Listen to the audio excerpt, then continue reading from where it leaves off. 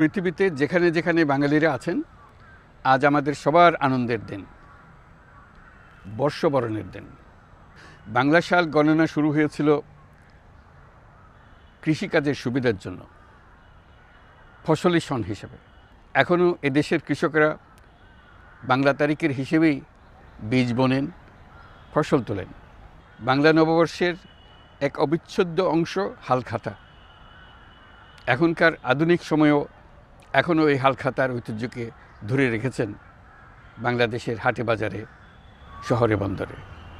নববর্ষের বৈশাখী মেলায় বাংলাদেশের জেলায় জেলায় উদ্যোক্তারা সারা দেশে ঐতিহ্যবাহী শীতল পাটি, মাটির হাঁড়ি পাতিল, খেলনা, হাত পাখা ইত্যাদি তৈরি করে নিজেদের সৃজনশীলতাকে তুলে ধরেন এই দিনকে উপলক্ষ করে।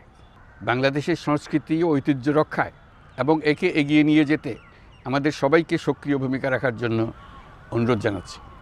আমাদের এইসব ঐতিহ্য যেন আমাদের নিজেদের মধ্যে সীমাবদ্ধ না থাকে, আমাদের সংস্কৃতি যেন আমরা ছড়িয়ে দিতে পারি বিশ্বের দরবারে। বছরের এই দিনটিতে আমরা সুযোগ পাই আমাদের সুদীর্ঘ ঐতিহ্যকে নতুনভাবে নতুন প্রজন্মের কাছে উৎসবমুখর পরিবেশে তুলে ধরতে এবং পৃথিবীর সামনেই তুলে ধরতে। পাহাড় ও সমতলের বিভিন্ন জাতিগোষ্ঠীও চৈত্র সংক্রান্তি ও নববর্ষে এবার বড় পরিসরে উৎসব উদযাপন করছে। পহেলা বৈশাখ সম্প্রীতির দিন, মহামিলনের দিন, আজ সবাইকে আপন করে নেওয়ার দিন। এবারের নববর্ষ নতুন বাংলাদেশের প্রথম নববর্ষ।